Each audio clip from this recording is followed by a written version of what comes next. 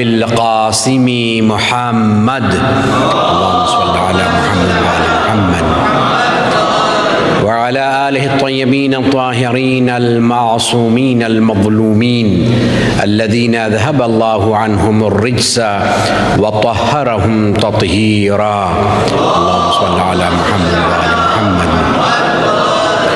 واللعنة الدائمة الباقية على أعدائهم أجمعين منذ عداوتهم إلى قيام يوم الدين. أما بعد فقد قال الله الحكيم في كتابه الكريم بسم الله الرحمن الرحيم إذا أصابتهم مصيبة قالوا إنا لله وإنا إليه راجعون.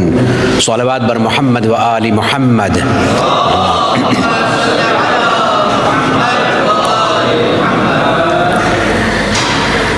رجب کی یہ تاریخ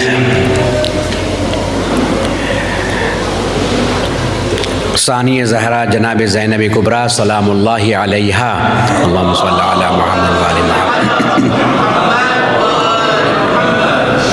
آپ کی شہادت سے یہ تاریخ منسوب ہے،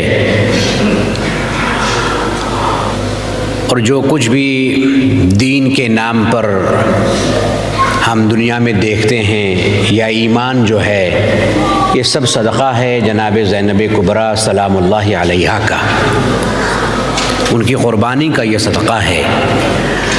مختصر وقت میں ایک دو باتیں شہزادی سے متعلق جو ہے وہ میں کہنا چاہتا ہوں۔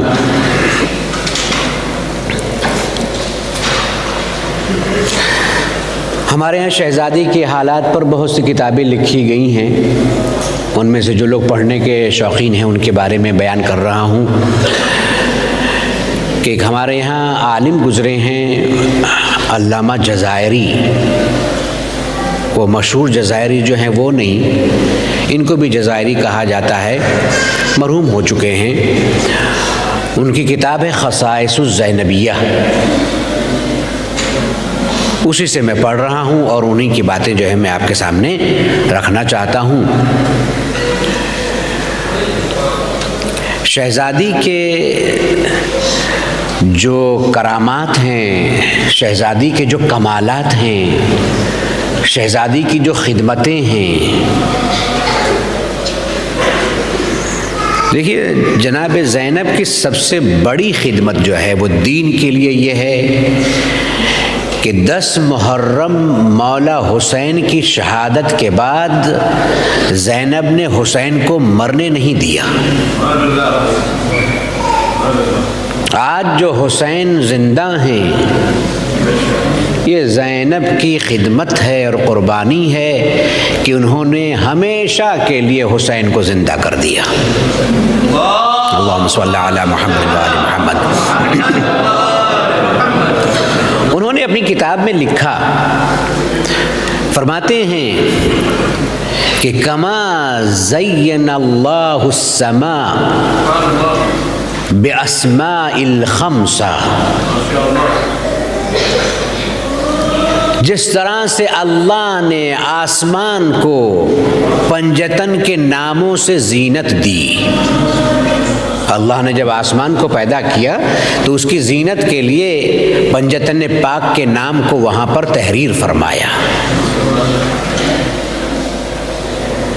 زین اللوح المحفوظ باسم زینب الکبریٰ، اللہ نے آسمانوں کو پنجتن کے ناموں سے زینت دی اور لوح محفوظ کو زینب کبریٰ کے نام سے زینت دی۔ دیکھیے لوح محفوظ ہے کیا؟ انگلش میں اس کا ترجمہ کیا جاتا ہے پروٹیکٹڈ ٹیبلٹ، انگلش میں جو ترجمہ ہوتا ہے۔ لوح ایک ایسی تختی ہے جہاں پر علم پروردگار، مشیت پروردگار، ارادہ پروردگار کا ظہور ہوتا ہے۔ اب یہ تختی کہاں ہے؟ یہ میٹافوریکل لینگویج ہے کہ یہ واقعاً یہ تختی پائی جاتی ہے؟ بہرحال ہمارے یہاں یہ ہے کہ لوح محفوظ جو ہے مشہور ہے، قرآن میں بھی اس کے بارے میں ہے۔ یہ ہے کیا لوح محفوظ؟ اس کے بارے میں لکھا ہے کہ یہ وہ لوح ہے لا یمسہ، کہ جسے انسان اور جنات کے ہاتھ چھو نہیں سکتے ہیں۔ صرف یہ نہیں ہے بلکہ جو اللہ کے مقرب کلوزسٹ جو اینجلز ہیں وہ بھی اس تک نہیں پہنچ سکتے ہیں۔ آپ نے متوجہ نہیں فرمایا، آپ متوجہ نہیں ہوئے۔ دیکھیے اللہ نے لوح محفوظ کو زینت دی کس کے نام سے؟ زینب کبریٰ کے نام سے۔ جہاں پر زینب کبریٰ کا خدا نے نام لکھا ہے وہاں پر پاکیزہ فرشتوں کے ہاتھ بھی نہیں پہنچ سکتے۔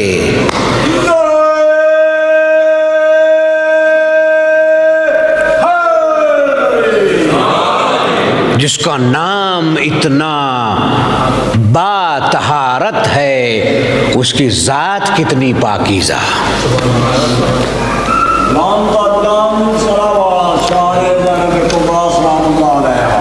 اللہم صلی علی محمد و آل محمد۔ دیکھیں کائنات میں جتنی پاکیزہ اور با عظمت خواتین گزری ہیں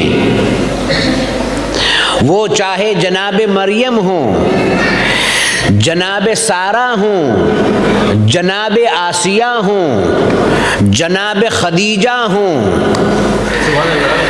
ان میں صرف دو ایسی خواتین ہیں جب وہ آتی تھی محفل میں تو ان کے لیے معصوم اٹھتے تھے احترام کے لیے۔ عصمت بی بی بلندتر صلوات۔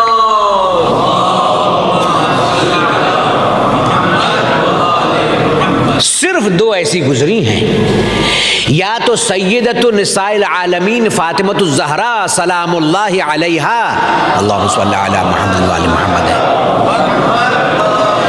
یا ان کی یہ بیٹی زینب کبریٰ ہیں، اللہم صلی علی محمد و آل محمد۔ دیکھیے ہمارے یہاں کتابوں کے اندر یہ روایت پائی جاتی ہے کہ اگر کوئی قرآن پڑھ رہا ہے، اگر کوئی قرآن پڑھ رہا ہے اور کوئی آ گیا تو اس کے لیے حکم ہے کہ اگر وہ اس کی رسپیکٹ میں قرآن پڑھتے پڑھتے اس نے ریسائٹیشن کو سٹاپ کیا اور اس کی رسپیکٹ میں وہ کھڑا ہوا تو اس کے بارے میں حدیث میں لفظ ہے کمن افطر بالمسکر، اگر وہ ایسا کرے گا کہ قرآن پڑھتے پڑھتے آنے والے کی تعظیم میں احترام میں کھڑا ہو جائے اور قرآن کو پڑھنا بند کر دے، ایسی بات کھڑا ہوگا تو بند ہی کر دے گا وہ، تو اس کا گناہ ایسا ہے کہ گویا اس نے اپنے روزے کو شراب سے کھولا ہے، اس نے اپنے روزے کو شراب سے باطل کیا ہے۔ کمن افطرا، کیوں ایسا ہے؟ چونکہ قرآن خدا کی کتاب ہے، اسے پڑھتے پڑھتے کسی کے لیے احتراماً کھڑے مت ہو جاؤ، اسے کہو کہ وہ کھڑا رہے جب تک کہ تم پڑھ رہے ہو، تم اس کے احترام میں کھڑے مت ہو ورنہ گناہ ہے تمہارے لیے۔ دیکھیے دو چیزیں ہم پڑھتے ہیں، آپ متوجہ ہیں نا، ایک ہم نماز پڑھتے ہیں اور ایک ہم قرآن پڑھتے ہیں۔ نماز کے بارے میں بھی ہماری اردو میں کہا جاتا ہے نماز پڑھنا، یہ ہے کہ نہیں ہے؟ اور ہم قرآن کی تلاوت کرتے تو اس کو بھی کہا جاتا ہے قرآن پڑھنا۔ دیکھیے نماز جب ہم پڑھتے ہیں تو اس کے بارے میں بھی رسول کے ایک صحابی ہیں، ان کا یہ قول میں آپ کو سنا دوں، انہوں نے کہا کہ لو اردت ان یناجی ربی فصلیت، جب میں ارادہ کرتا ہوں کہ میں خدا سے بات کروں، جب میرا دل چاہتا ہے، لو شئت، جب میرا دل چاہتا ہے کہ میں خدا سے باتیں کروں تو میں نماز پڑھتا ہوں۔ ہم نماز پڑھتے ہیں تو کیا ہوتا ہے؟ خدا سے ہم بات کرتے ہیں. وہ کہتے ہیں جب جب میرا دل چاہتا ہے کہ میں خدا سے بات کروں تو میں نماز پڑھتا ہوں. لو شئت ان یناجینی ربی فقرأت القرآن. اور جب میرا دل چاہتا ہے کہ خدا مجھ سے باتیں کرے تو میں قرآن پڑھتا ہوں. اس لیے کہ ہم جب قرآن پڑھتے ہیں تو ہم خدا سے بات نہیں کرتے ہوتے ہیں, خدا ہم سے بات کرتا رہتا ہے. یہ میں بس ایک جملہ کہنا چاہتا ہوں یہیں پر. ہمارے یہاں کتابوں میں موجود ہے کہ قرآن ناطق جو ہے, جو مجسم قرآن ناطق ہے, وہ اپنے ہاتھوں پر قرآن صامت کو لیے پڑھ رہے تھے. اور دیکھیے کون پڑھ رہا تھا؟ جس سے بڑھ کر قاری کوئی پیدا ہوا ہی نہیں. وہ اتنے عظیم قاری قرآن تھے کہ نوک نیزہ پر بھی قرآن پڑھا ہے حسین نے. حسین سے بڑھ کر کوئی قاری نہیں ہے. حسین خود قرآن بھی ہیں, بولتے قرآن ہیں. مولا حسین گھر میں بیٹھے ہوئے تھے اور قرآن پڑھ رہے تھے. کتاب میں یہ ہے کہ شہزادی اس جگہ پر آئیں, اس روم میں جہاں پر مولا بیٹھے ہوئے قرآن پڑھ رہے تھے. شہزادی زینب وہاں پر داخل ہوتی ہیں. جیسے ہی آپ نے اپنی بہن کو دیکھا, فقام اجلالا لها, آپ نے قرآن کو ایک سائڈ پر رکھا اور احتراماً اپنی بہن کے لیے کھڑے ہو گئے. ابھی میں نے آپ کو وہ حدیث بھی سنائی, میں نے آپ کو احتراماً. اب یا تو یہ کہا جائے استغفر اللہ کہ مولا حسین جو ہے وہ جانتے نہیں تھے کہ قرآن پڑھتے پڑھتے کسی کے لیے تعظیماً کھڑا نہیں ہونا چاہیے. یہ تو ممکن ہی نہیں ہے. جو حسین سب کچھ جانتا تھا, جس نے ساری دنیا کو بتایا, وہ حسین خود کیوں نہ جانتے ہوں گے؟ اب حسین کا کھڑا ہونا یہ اس بات کی دلیل ہے کہ یہ زینب ایسی خاتون ہیں کہ اس لیے حسین کھڑے ہو رہے ہیں کہ یہی تو وہ میری بہن ہے جو صرف مجھے نہیں قرآن کو بھی زندگی عطا کریں گی.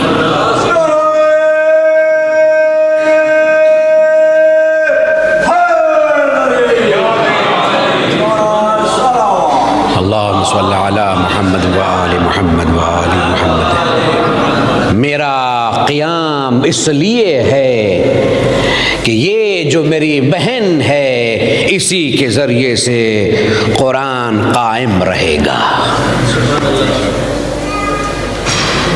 آج کل ہمارے یہاں باقاعدہ چھوٹی چھوٹی باتوں پہ بحث ہوتی ہے. لوگ جو ہے وہ ڈاؤٹس کریٹ کرتے ہیں. آج کل ہم میں یہ ہوا چلی ہوئی ہے, دعا مانگو تو خدا سے مانگو, جو مانگو خدا سے مانگو, جو مانگو خدا سے مانگو. کون کہتا بھائی خدا سے مت مانگو؟ بالکل ہم سچے پکے مسلمان ہیں. جو مانگنا چاہیے خدا ہی سے مانگنا چاہیے, اس میں کون, بالکل صحیح بات ہے. لیکن آپ کہتے ہیں کہ جو مانگو وہ خدا سے مانگو, لیکن آپ مانگتے نہیں خدا سے. میں تو آپ کو جب جانوں پکا مومن, بیمار پڑیں اور جی پی کے پاس میں مت جائیں.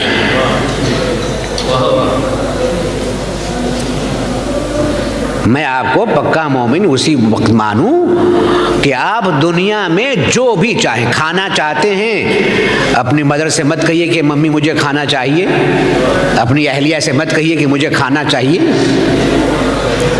جی مصلی پر بیٹھ جائیے کہ خدا اگر تو مریم کو دے سکتا ہے تو مجھے بھی دے سکتا ہے, بھیج دے, من و سلوا بھیج دے. مصلی پر بیٹھے بیٹھے ہوا تو کھا سکتے ہیں آپ, خدا کا بھیجا ہوا کھانا نہیں کھا سکتے ہیں, وہ بھیجے گا نہیں. ماں سے، بہن سے، وائف سے کھانا مانگنا یہ شرک نہیں ہے، یہ خدا ہی سے مانگنا ہے بھیا، یہ خدا نے ذریعہ بنایا ہے، ماں کو ذریعہ بنایا ہے۔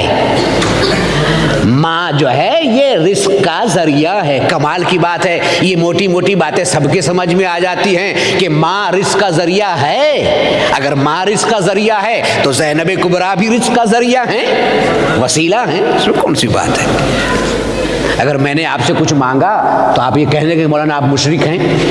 سبحان اللہ۔ میں نے کبھی آپ کو نہیں دیکھا کہ آپ چائے تقسیم ہوتی رہتی ہے، ارتضیٰ صاحب کہتے ہیں ذرا سا چائے لاؤ بھائی، ارے اتنے اچھے مومن ہو کہ آپ جو ہے وہ ان سے چائے مانگ رہے ہیں؟ خدا سے کہیے مجھے چائے پینی ہے۔ نہیں، کیوں؟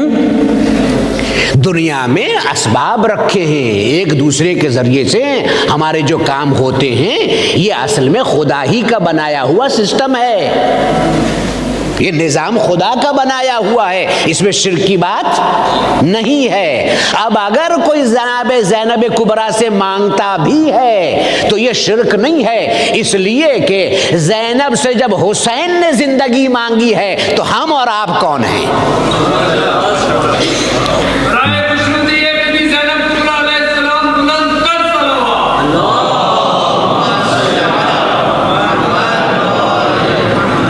جس نے نام حسین کو، جس نے یاد حسین کو، جس نے قربانی حسین کو زندگی دی ہے، ہم اس کی بارگاہ میں سوالی بن کر آئیں تو وہ ہمیں کیا کچھ نہیں دے سکتی ہے؟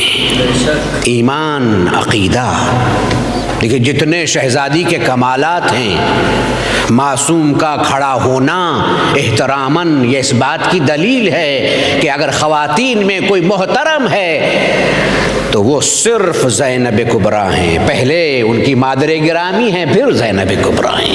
دیکھیں جتنے کمالات ہیں، جتنے فضائل ہیں جناب زینب کے، اتنے ہی مصائب بھی ہیں۔ میں کبھی کبھی شعر تو میں نہیں پڑھتا ہوں لیکن کبھی کبھی یاد آ جاتا تو پڑھ دیتا ہوں میں کہ زہرا کے بعد ثانی زہرا ملی مگر، جناب زینب کو ثانی زہرا، ثانی کے معنی ہوتے ہیں سیکنڈ کے، زہرا کے بعد ثانی زہرا ملی مگر زینب کے بعد ثانی زینب نہیں ملی۔ پھر نہیں، اب ان کے بعد میں کوئی ثانی نہیں ہے، یہ آخری قربانی کا کردار ہے راہ خدا میں بس۔ جتنے کمالات اور فضائل ہیں زینب کبریٰ کے، اتنے ہی زینب کبریٰ کے مصائب ہیں۔ ماں اور بیٹی دونوں مصیبت زدہ ہیں۔ ماں کی پسلیاں ٹوٹی، زینب کی پشت نیلی،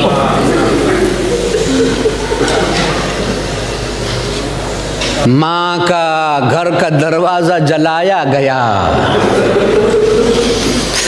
زینب کے خیمے جلائے گئے، ماں کا بچہ دنیا میں نہ رہا، زینب کا اپنا حسین نہ رہا۔ اس سے بڑی زینب کے لیے کوئی مصیبت نہیں ہے کہ حسین چلے گئے۔ دیکھیے نہیں، ایک جملہ کہنا چاہتا ہوں، جناب زہرا کے اتنے مصائب ہیں، اتنے مصائب ہیں کہ خود آپ نے مرثیہ پڑھا ہے، صبت علیہ، اے بابا مجھ پر اتنی مصیبتیں پڑی ہیں، اتنی مصیبتیں کہ اگر دن کو پڑھتی تو رات میں تبدیل ہو جاتی، لیکن اے شہزادی اتنی مصیبتوں کے باوجود بھی آپ کا لقب ام المصائب نہیں ہے۔ ام المصائب تو آپ کی زینب ہے۔ زینب وہ کون سی مصیبتیں تھیں جس نے زینب کو ام المصائب بنایا؟ تمام مصیبتوں کی ماں اگر ہے تو زینب ہے۔ کسی مومن سے مولا کی ملاقات ہوئی، زمانے کے مولا کی، کسی مومن کی ملاقات ہوئی، اس نے مولا سے ایک بات کہی، مولا کچھ دعائیں قبول نہیں ہوتی ہیں، اللہ کی بارگاہ میں آپ کے وسیلے سے دعا کرتا ہوں، قبول نہیں ہوتی ہیں۔ آپ نے فرمایا قبولیت دعا کے لیے ایک میں تمہیں بات بتاتا ہوں۔ دیکھو، جب ہماری پھوپھی زینب کے مصائب پڑھے جائیں اور تمہاری آنکھوں میں آنسو ہو تو میری پھوپھی کے واسطے سے اللہ سے مانگنا، خدا تمہیں ضرور دے گا۔ مولا نے مرثیہ پڑھا ہے، میرا سلام ہو میری اس پھوپھی پر جس کے ہاتھ پسے گردن سے باندھے گئے تھے۔ مولا مصیبت زینب کو یاد کر کے بہت روتے ہیں، بہت گریہ کرتے ہیں، بہت ماتم کرتے ہیں۔ بس میں شہادت کی صرف ایک روایت پڑھنا چاہتا ہوں۔ زینب شام کو چھوڑ کے مدینے گئیں، اور تاریخ میں ہے کہ زینب دوبارہ مدینے سے شام آئیں، جہاں آج جناب زینب کا روضہ ہے، جسے ظالموں نے گھیر کر رکھا ہے، برباد کرنا چاہتا ہے۔ خدا ان ظالموں کو برباد کرے، نابود کرے، اور روضہ زینب کی حفاظت کا سامان مہیا کرے۔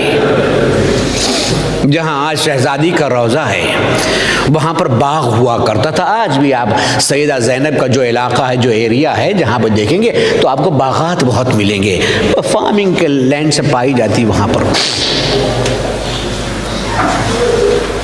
یہ روایت کتابوں کے اندر ہے جو میں آپ کو سنا رہا ہوں۔